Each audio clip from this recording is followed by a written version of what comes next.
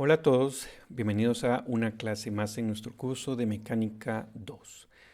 Hoy vamos a continuar, nos quedamos la vez pasada y vamos a aplicar lo que vimos de cómo calcular la segunda derivada de un vector en un sistema en rotación para poder expresar, ahora sí, lo que nos interesa, que es la segunda ley de Newton, en ambos sistemas de coordenadas.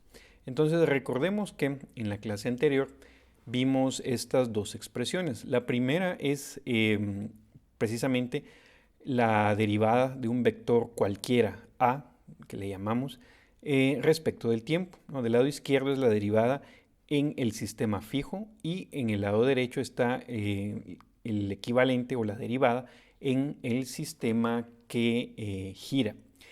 En la segunda línea tenemos la segunda derivada, ¿no? Todo lo que hicimos acá, pues lo vimos en la clase anterior. Entonces, en la parte izquierda de esta igualdad queda la segunda derivada del vector en el sistema fijo. Y todo lo que queda en la parte de la derecha es la misma razón de cambio, pero vista desde el sistema estrellado, es decir, el sistema que rota.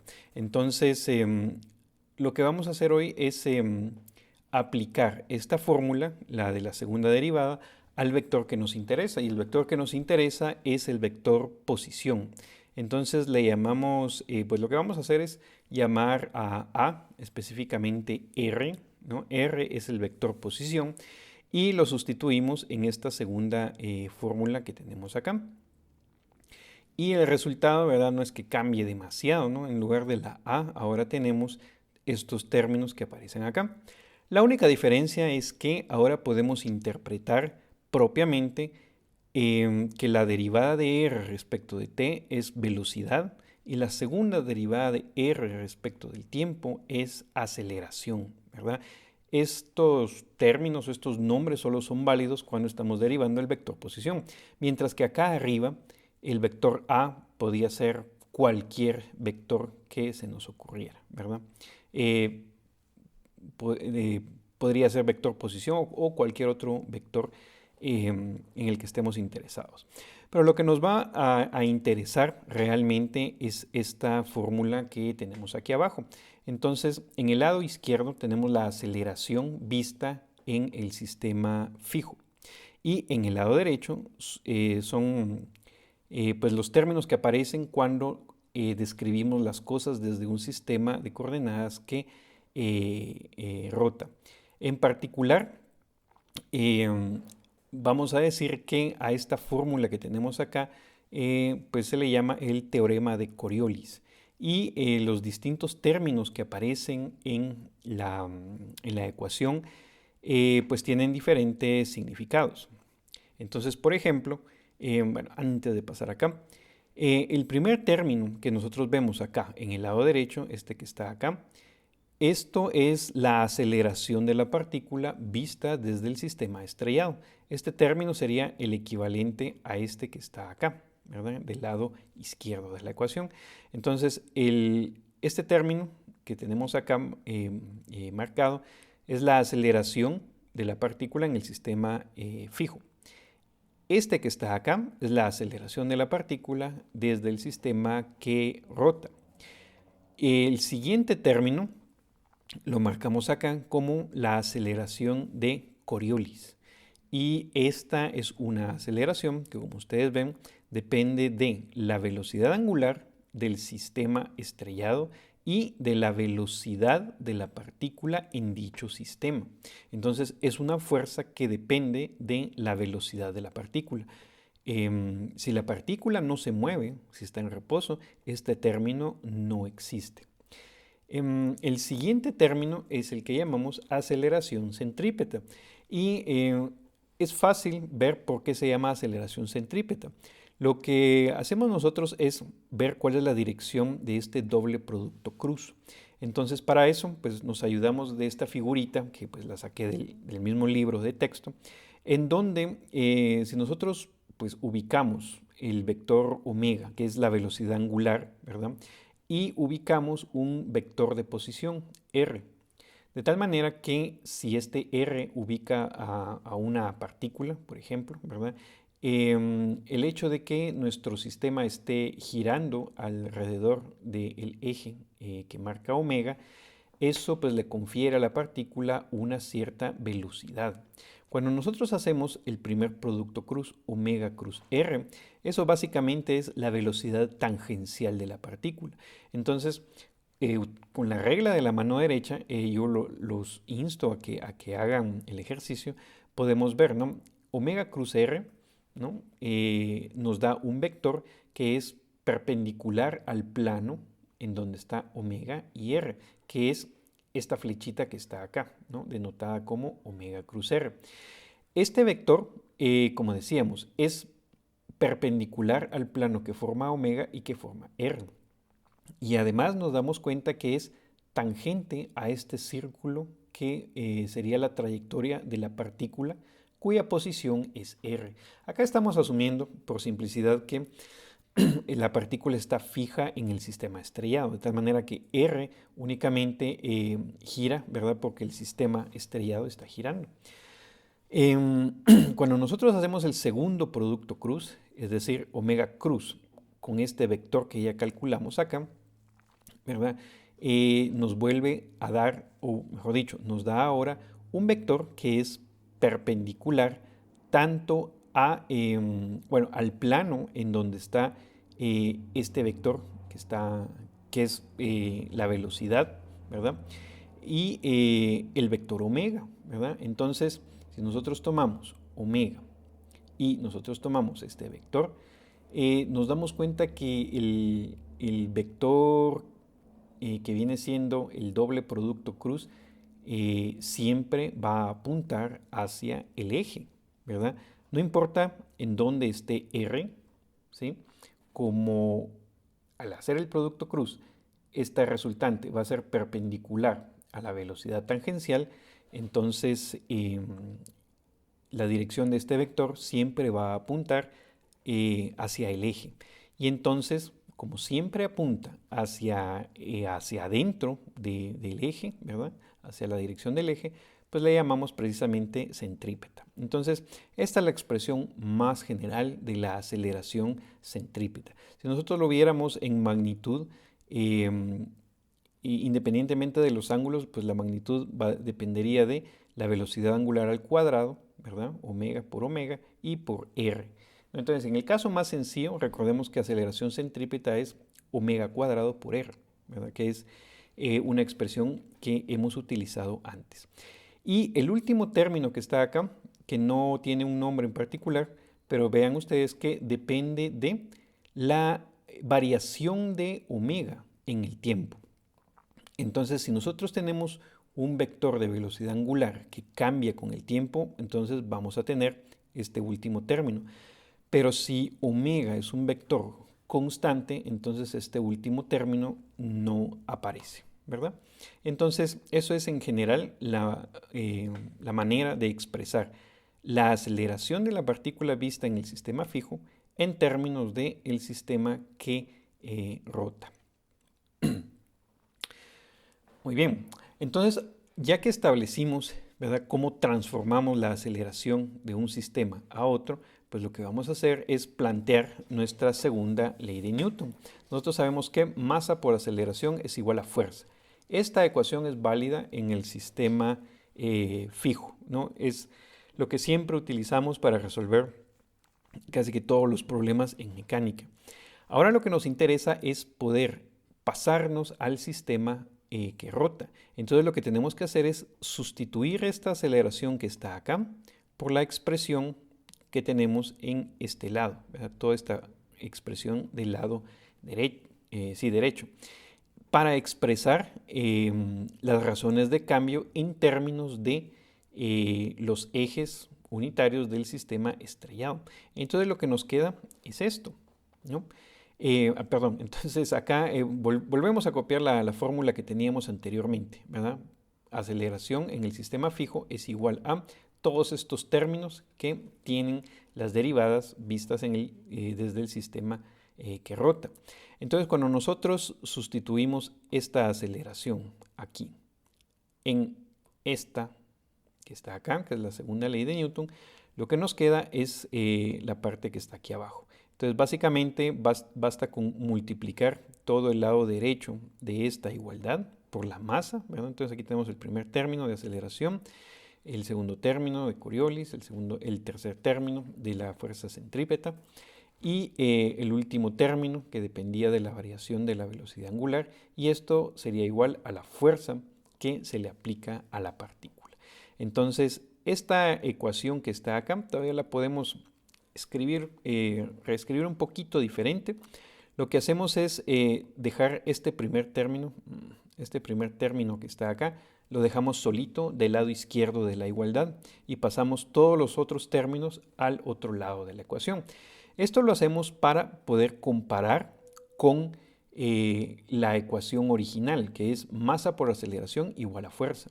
Entonces acá tendríamos masa por la aceleración medida en el sistema que rota igual a la fuerza, ¿no? La fuerza en general que aplica sobre el objeto, y ahora aparecen todos estos términos. Todos estos términos son lo que llamamos hace unas cuantas clases las fuerzas ficticias, ¿verdad? Porque son fuerzas que se originan debido a la rotación, en este caso, del sistema de coordenadas.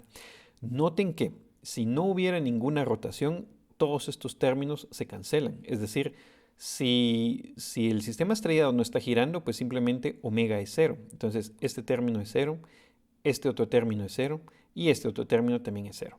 Y entonces lo que tendríamos simplemente sería masa por aceleración igual a fuerza. Y las aceleraciones, ¿verdad? Serían exactamente las mismas, ¿no? Entonces, una vez que nosotros hacemos este despeje, por decirlo así, básicamente lo que hacemos, lo que hicimos es escribir la segunda ley de Newton vista desde el sistema que rota. Esta fórmula que está acá es la que utilizamos para describir el movimiento de una partícula cuando nosotros mismos estamos inmersos en un sistema que rota. Y de hecho esto lo vamos a hacer un poquito más adelante aplicando esto al sistema de coordenadas del planeta Tierra. Entonces, por el momento, solo reconocemos algunos términos importantes. Este término, que era la aceleración de Coriolis anteriormente, ahora le llamamos fuerza de Coriolis, ¿verdad? Y ojo que incluimos el signo menos en la definición, ¿no? Entonces este menos 2m por velocidad angular, producto cruz, la velocidad del objeto es lo que llamamos fuerza de Coriolis. La fuerza de Coriolis es muy particular porque, de nuevo, depende de la velocidad del objeto en el sistema que rota.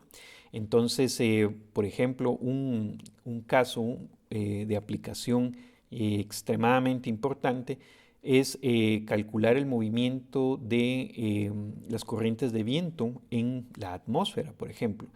En ese caso, nosotros lo que hacemos es describir el movimiento desde el sistema de coordenadas que rota con la Tierra, porque pues no sería muy útil describirlo desde afuera de la Tierra, ¿no? Siendo que lo que nos interesa es describirlo tal y como lo vemos nosotros desde la superficie. Y entonces en este caso este término es importante porque depende tanto de la velocidad angular del planeta como de la velocidad de los vientos. Entonces este término es importante y pues es responsable de muchos de los fenómenos atmosféricos que nosotros vemos en nuestro planeta. El siguiente término, y de nuevo incluyendo el signo menos en este término, ahora le llamamos fuerza, perdón, aquí es sin el D, ¿verdad? A ver, vamos a corregir esto inmediatamente. Bueno, ya corregido. Le llamamos fuerza centrífuga. ¿Cuál es la diferencia? La diferencia es el signo de este término. ¿Por qué se llama ahora centrífuga? Bueno, regresemos a la diapositiva anterior. Recordemos que este término, omega cruz R, dijimos que no importa en dónde esté R, este producto tiene la propiedad de que siempre va a apuntar hacia el eje. Entonces, si nosotros simplemente le ponemos un signo menos adelante, lo que hacemos es que esta flechita ahora cambie su sentido y entonces va a apuntar desde el eje hacia afuera. Y entonces eso es lo que hace que ahora le llamemos fuerza centrífuga, es decir, apuntando hacia afuera del eje de rotación. Y entonces, por eso es que cuando nosotros describimos las cosas desde un marco de referencia que rota, aparecen estas fuerzas y la fuerza centrífuga es una de esas que llamamos fuerzas ficticias, porque cuando nosotros estamos en el marco de referencia que rota, entonces necesitamos incluir esa fuerza centrífuga para que la descripción del movimiento pues sea consistente. Entonces, ojo acá, ¿verdad? La diferencia entre centrífuga y centrípeta es este signo menos que hace que cambie la dirección de esta fuerza. Y el último término, que no tiene un nombre en particular, decíamos depende de la razón de cambio de la velocidad angular. Si la velocidad angular es constante, este término no entra en nuestra ecuación. Entonces, cuando nosotros queremos aplicar esto a el movimiento o a encontrar cuáles son las leyes de movimiento en un planeta que rota, nosotros podemos hacer algunas simplificaciones y es lo que vamos a hacer ahora para aplicar esto a la superficie de nuestro planeta. Entonces, vamos a establecer que una partícula de masa m, pues sabemos que tiene un peso que es masa por gravedad. Y le vamos a llamar a cualquier otra fuerza que actúe sobre esta partícula, le vamos a llamar F. Entonces, en el marco de referencia fijo, pues nosotros escribiríamos masa por aceleración igual a las fuerzas que actúan sobre dicha partícula. Entonces, de nuevo, el peso lo estamos escribiendo acá específicamente, explícitamente, de tal manera que esta F es cualquier otra fuerza que actúe sobre dicha partícula. Entonces, el peso, que está por default, lo escribimos acá explícitamente. Entonces, esta sería la ecuación de movimiento que habría que resolver en un marco de referencia fijo. Entonces, lo que nosotros queremos hacer ahora es ver en qué se convierte esta ecuación cuando nosotros nos trasladamos a un marco de referencia que rota con la Tierra. De tal manera que la rotación de la Tierra va a inducir algunas otras fuerzas, ¿no? Las fuerzas ficticias de las que hablábamos. Entonces, vamos a ser muy específicos que en este sistema que rota con la Tierra, la posición R se mide desde el centro de la Tierra. Es decir, que establecemos nuestro sistema de coordenadas no en la superficie de la Tierra, sino en el centro del planeta. De tal manera que el planeta pues, se convierte como que en una superficie esférica cuyo centro está en el origen de coordenadas. Entonces este R va desde el centro de la Tierra hasta pues, un punto en su superficie, ¿verdad? O un punto pues, arriba de la superficie, ¿no? Que es donde normalmente vemos a los objetos moverse. No tendría mucho sentido, ¿verdad?, que esto esté adentro de la Tierra, ¿no? Porque no tenemos acceso a ese espacio que ocupa la Tierra.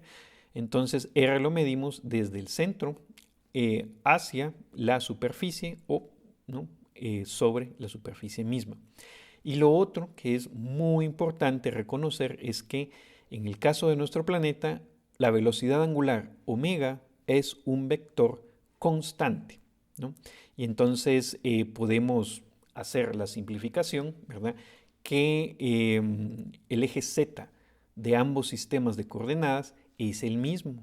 Es decir, ambos sistemas comparten el eje z, de tal manera que la velocidad angular omega pues, va dirigida a lo largo del eje z.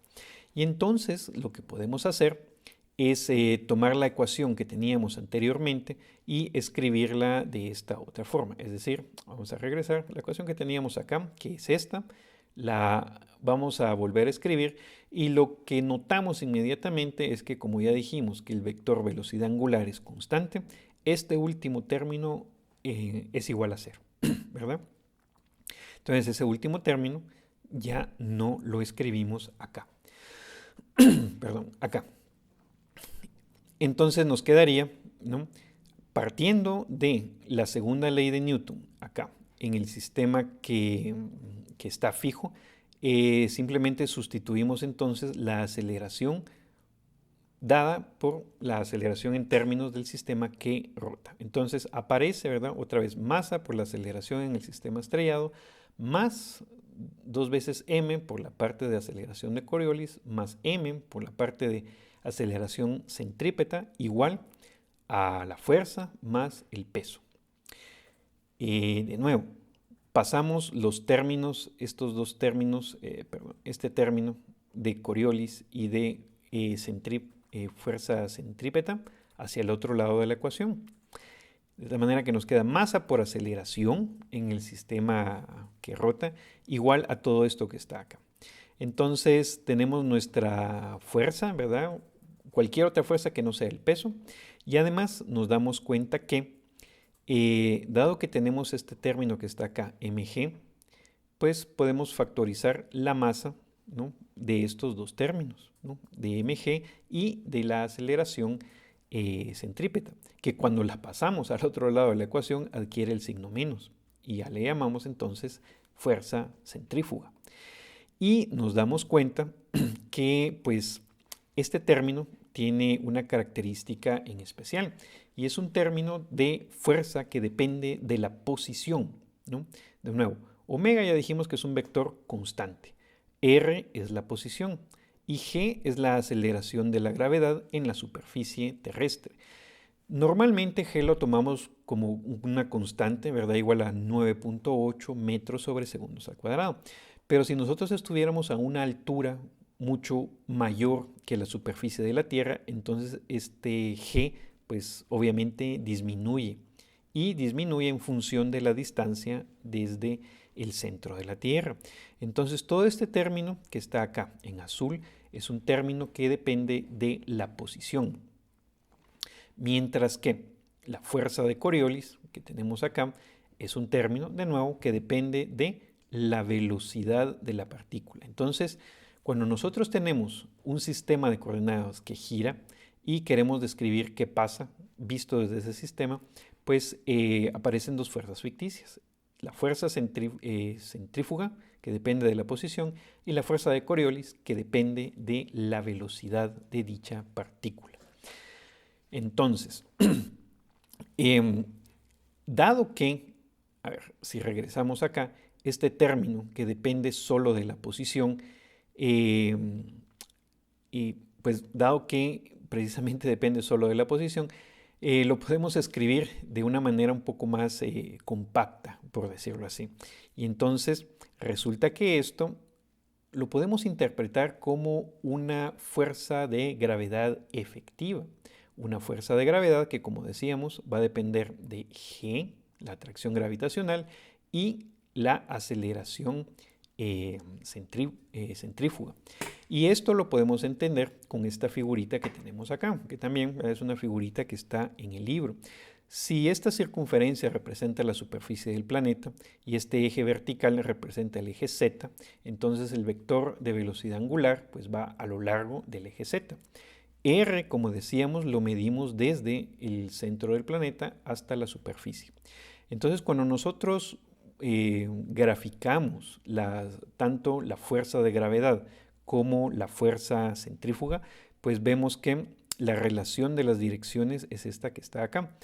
La fuerza de gravedad G va a apuntar siempre hacia el centro del planeta, ¿no?, porque esa es la naturaleza de la gravedad, como ya vimos en el capítulo anterior.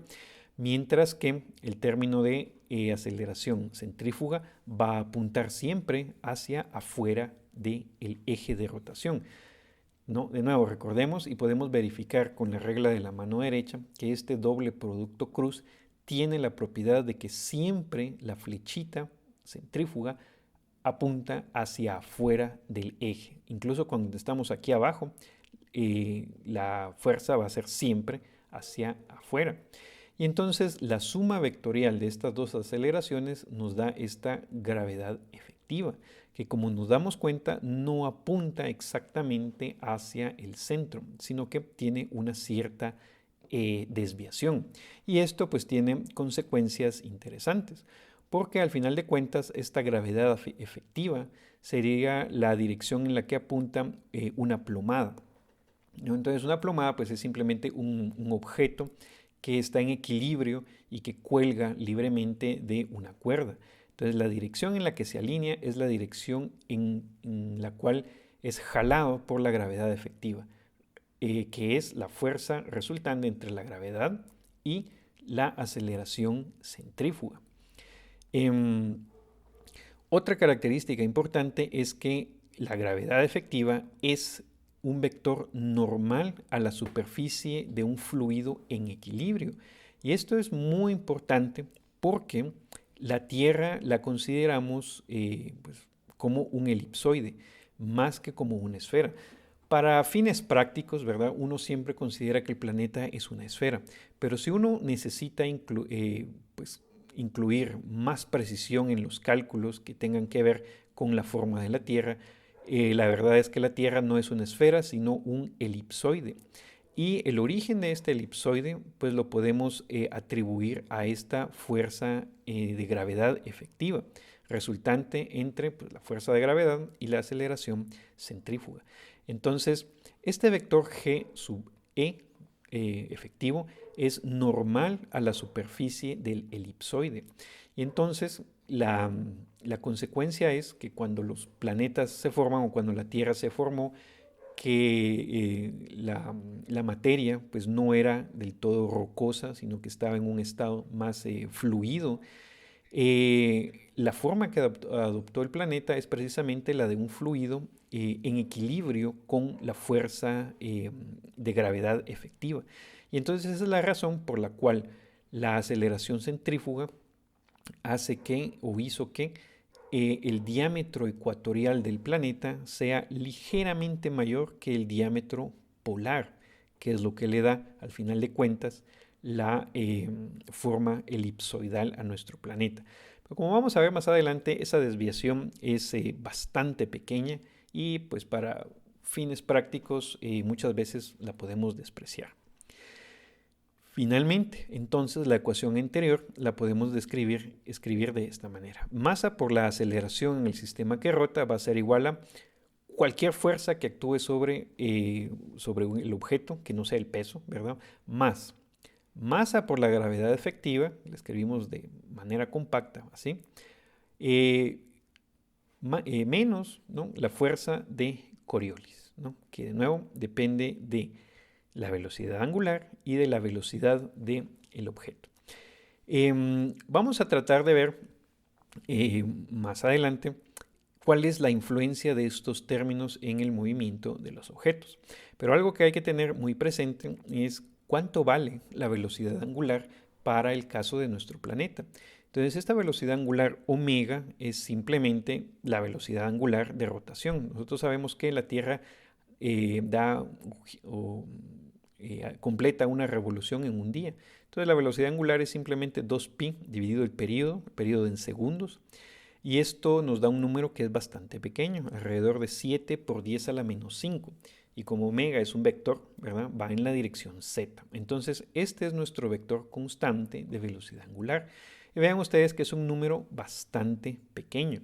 Cuando nosotros queremos calcular más o menos el orden de magnitud de la aceleración centrífuga, nos damos cuenta que omega pues, es del orden de 10 a la menos 5.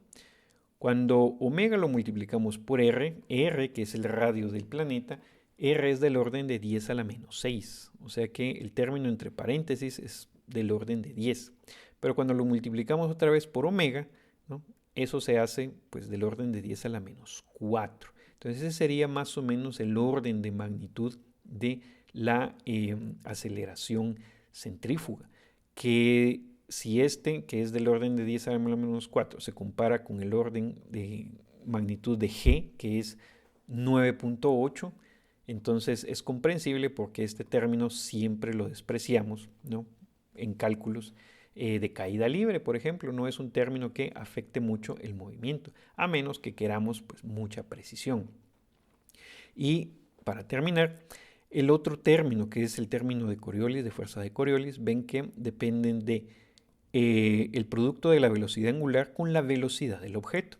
Entonces, de nuevo, la velocidad angular es del orden de 10 a la menos 5. Y la velocidad de un objeto sobre la superficie de la Tierra, pues ahí va a depender mucho de qué objeto estamos hablando.